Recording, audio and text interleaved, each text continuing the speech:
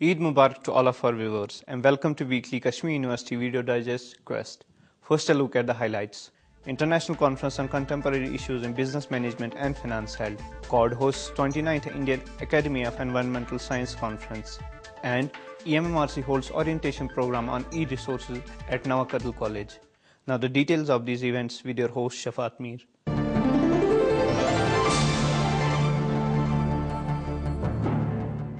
Department of Business and Financial Studies in collaboration with J&K Bank, SBI and HDFC Bank organized two-day international conference on contemporary issues in business management and finance.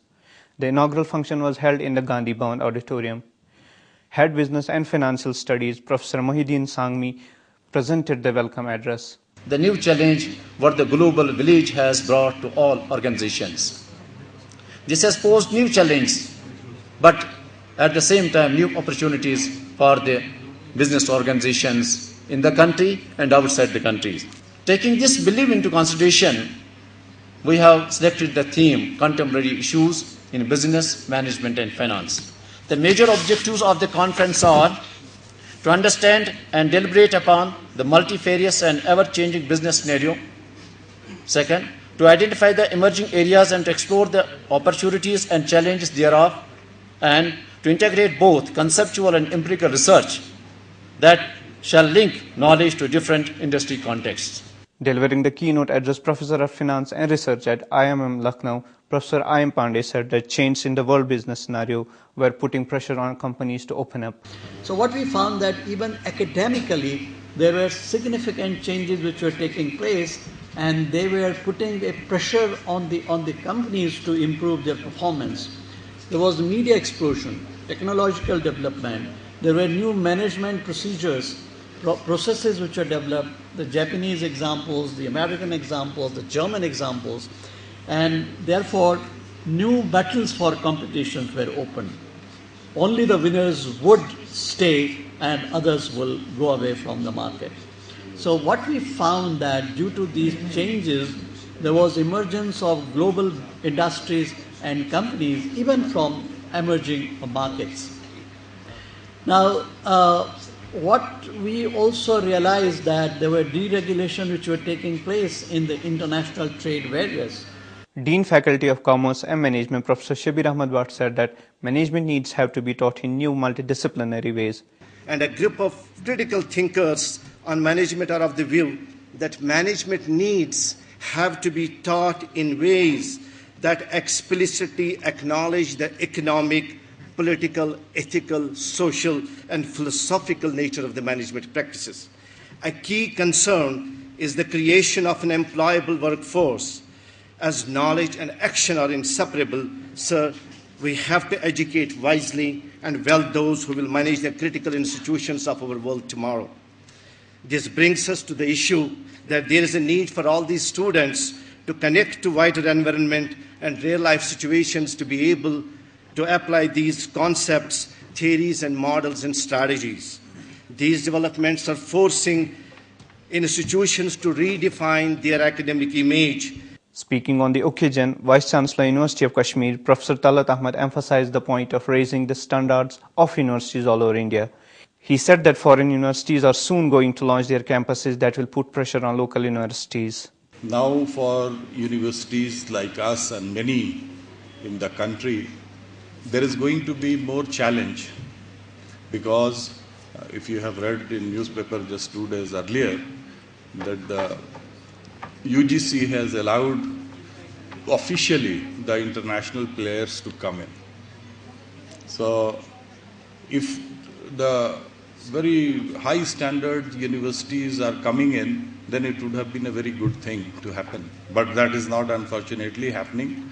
It is mostly those universities which are not very well doing outside, they are trying to queue in to come to this country. We have to be choosy for that, and we can be choosy only when we make our own footing very strong and then go for the best option that is possible, because they are going to invade everywhere, they are going to come everywhere. Minister for Higher Education, Mr. Mohammad Akbar Loan, in his address said that one should not expect change in the age-old financial structures overnight. The business managers today put up the 10 great challenges for the business management and finance. These are: first, integrity concerned with the business ethics, innovation in crimes, cyber crimes, etc. Cash borrowings and resource management. A healthy profit in business may look nice for firm's financial statement or balance sheet, but if capital expenditure and receivable or draining cash, the firm will not be able to stay in business for long. Therefore, business must either be adequately capitalized and must share up the cash reserves to meet all the obligations to avoid any downturn. A souvenir and a book by the Business and Financial Studies were also released on the occasion.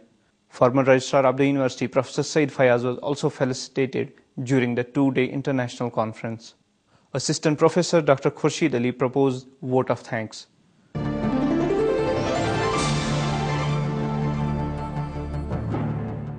Center of Research for Development and Department of Environmental Sciences hosted 29th Annual Indian Academy of Environmental Science Conference. The theme of the conference was Status and Conservation of Biodiversity in India with special reference to Himalayas. The inaugural function was held in the Gandhi Bhavan Auditorium. Director CORD and Department of Environmental Sciences, Professor Nahida Azra Kamali, presented the welcome address. Our center is the first one to establish tissue culture laboratory for propagation and conservation of medicinal and aromatic plants, horticultural crops, forest trees, etc. in the state. Apart from this, the center has also suggested many management plans for several lakes, wetlands, and other important water bodies of the valley. The scientists in the center have prepared the environmental management plan for a number of developmental projects of the state. Our scientists have also successfully conducted EIA and EMP of Makhdoom Sahab Ropeway project, Gurez, Gulmarg, Pahalgam, and Yusmarg. Presently, we have 2 EIA EMP related consultancy projects on Wular Lake and Sonamarg. President IAES Professor B.D. Joshi in his address said that the topic chosen for conference is very relevant. The importance of the environmental perspectives throughout the world, and more so the states which are so delicate in environmental issues, beginning from right from Kashmir up to Mizoram, we have represented here today. And this is the most vulnerable and most, soft area which is being targeted for the natural resources. We in the Himalayan state, as the title of the theme title of this national seminar tells upon, is very important to be protected. The Himalaya is the barrier between the drought and, you can say, the floods. It is the provider of the life and civilizations of the many civilizations of the world. Registrar Professor Zafar Ahmad Rishi said that the alien invested species used in Kashmir is not good for local ecological purposes. We have a very large complement of alien invasive species in this part, and then particularly the introductions that are taking place currently are also not monitored by any agency. We get materials, we got tulips inside, isn't it? There is no quarantine, rigorous quarantine regime in place. There is a possibility that certain propagules of these invasive species may move into this area and after some time may spread, add debilitating consequences for the local biodiversity. Climate change is something very serious, agree? And then it is going to influence the biodiversity, particularly in our Himalayan region, very seriously. And so fortunately, our Honorable Vice Chancellor is a geologist who has interest in the climate change. They have put together a very vibrant group, and then we are going to have certain climatic profilers also installed so that we measure this climate change very effectively. And then basically we are able to monitor this effect on the bird. And then the fact of the matter is, this is our observation, that there are many species in our place which normally used to flower in April, May, are now flowering in February. Vice Chancellor squashed Professor Tej Pratap in his address said that biodiversity is of 3 types and explained them to the audience. When I traveled in the Indian Himalayas, I could understand that biodiversity, when you understand it is actually at 3 levels. One is ecosystem diversity. When it is mountains, plains वालों को क्योंकि हरिद्वार में तो एक जैसा लगेगा, जो नीचे इंडियन प्लेन्स हैं पटियाला वाले को तो सब जैसे बोलते हैं ना हरा हरा ही दिखता है, तो उनको प्लेन दिखते हैं और गेहूं दिखते हैं, तो वहाँ बायोडाइवर्सिटी तो नजर नहीं आएगी. उसके लिए आपको हिमालयस में आना पड़ता है. The real ecosystem diversity you want to understand, that is there at that level. If it is anywhere in India, it is in the Himalayas. Second, species diversity that you so much talk about. Species of what? It is biological, so therefore at 3 levels. It's plant species, it is animal species, and the microorganisms, the soil. The soil microorganisms diversity, simply because we have so much of climatic diversity. Therefore, that is also important. Vice Chancellor, University of Kashmir, Professor Talat Ahmed said that one thing that is common to all problems is that they cannot be solved alone.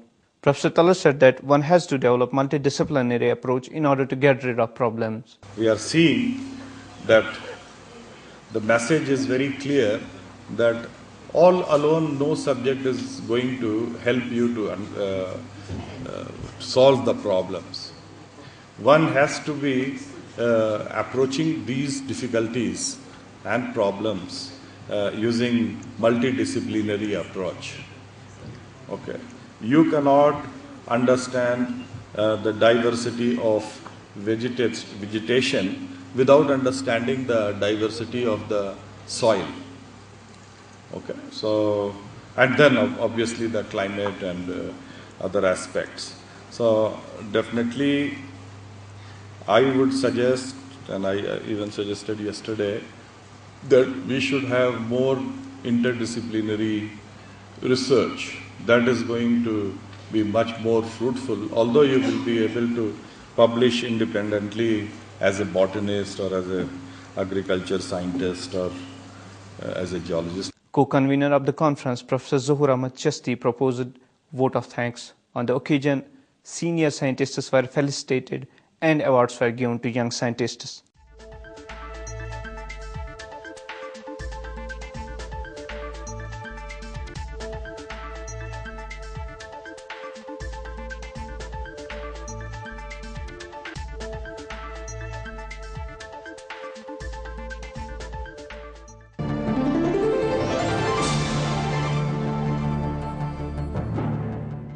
Continuing with its program of disseminating information about e-resources, Educational Multimedia Research Center organized one more orientation program on development and utilization of e-resources. This time the orientation program was held for the teachers and students of Government College for Women, Nawa Kadal. The orientation program started with welcome song presented by the students of Nawa Kadal College.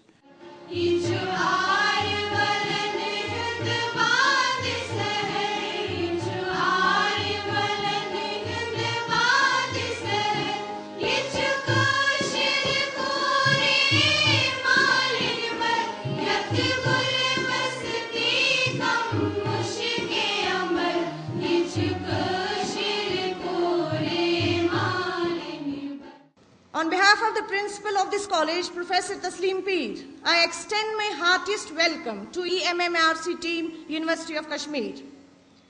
Dear students, e-learning, as you all know, refers to the use of electronic media and information and communication technologies, ICT, in education. E-learning is broadly inclusive of all forms of educational technology in learning and teaching. E-learning is inclusive of and is broadly synonymous with multimedia learning. E-learning is suited to distance learning and flexible learning, but it can also be used in conjunction with face-to-face teaching, in which case the term blended learning is commonly used. Speaking on the occasion, Director EMMRC, Dr. Shahid Rasool told participants that in higher education scenario there is dearth of teachers and as such it becomes imperative to rely on technology. At present we have 3 lakh dearth faculty. Where are we going to find this additional faculty for these new institutions? That's why we have the requirement of thinking something innovative in terms of using the technology. Now another issue that's facing the problems of higher education in India, that's in terms of equity of access to quality education and equitable distribution of knowledge resources in higher education. The best institutions for historical reasons are either located in metropolitan cities or in the capital cities. So if we have this discrimination, if we have these disparities, how can India become a global economy? How can it become a knowledge superpower by 2020? These are the questions. Quoting former Indian President Dr. APJ Kalam, Dr. Shahid said that while the former president predicted the rise of India as a global power in the next decade, he outlined information communication technology as one of the main sources of that. And he says Indians at all skill levels can excel in knowledge-based service if given the right training and are placed in intellectually challenging environment. And Professor Kalam says the challenge is to find ways to train ordinary Indian students, engineers and scientists. Because if we concentrate only on those students who make it to IITs and who make it to IIMs and who make it to the best universities of the country, then probably the goal will not be achieved.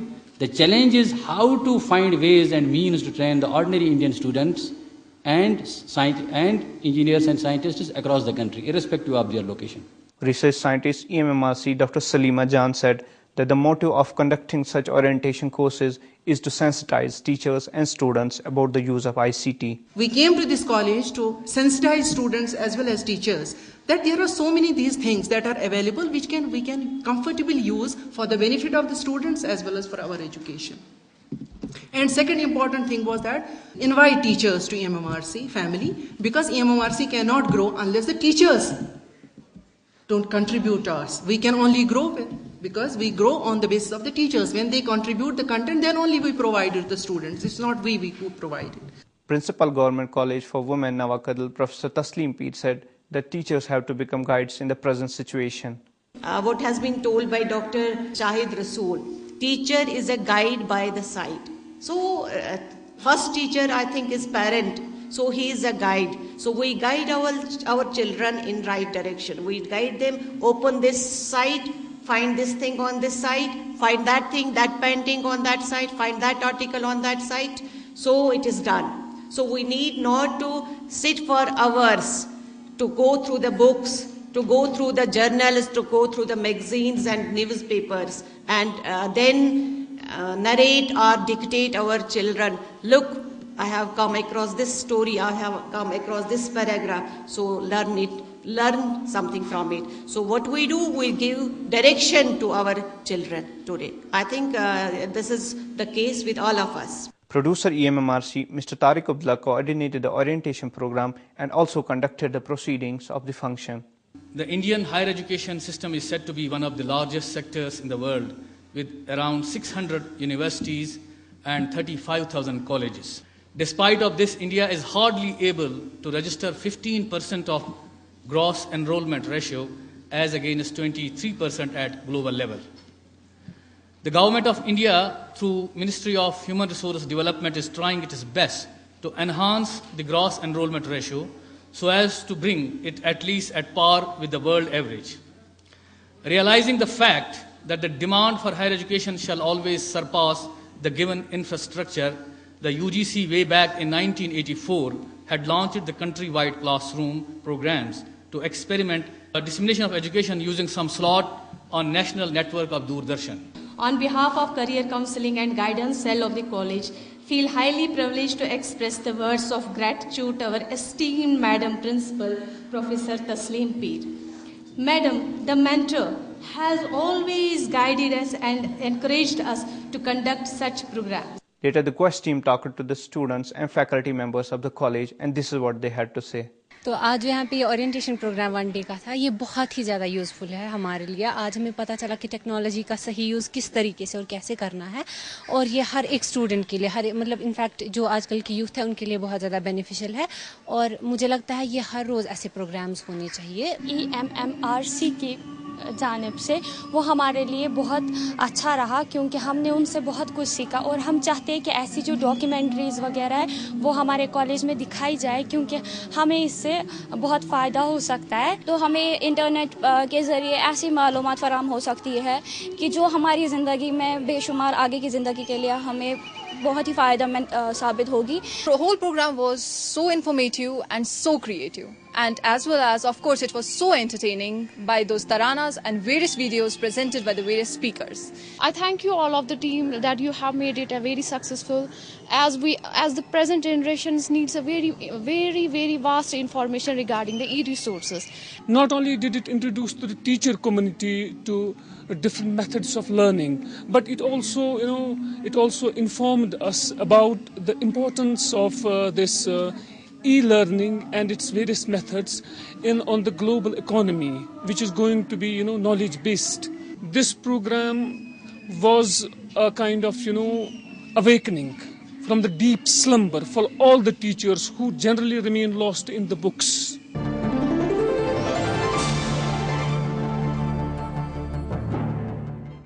With this, we come to the end of today's program. Log on to our website mmrckashmir.com, where you can watch the latest episode of The Quest. Send us your suggestions at our email address quest@mmrckashmir.com. Before I take your leave, here are a few words of wisdom. I depart from the orders of others.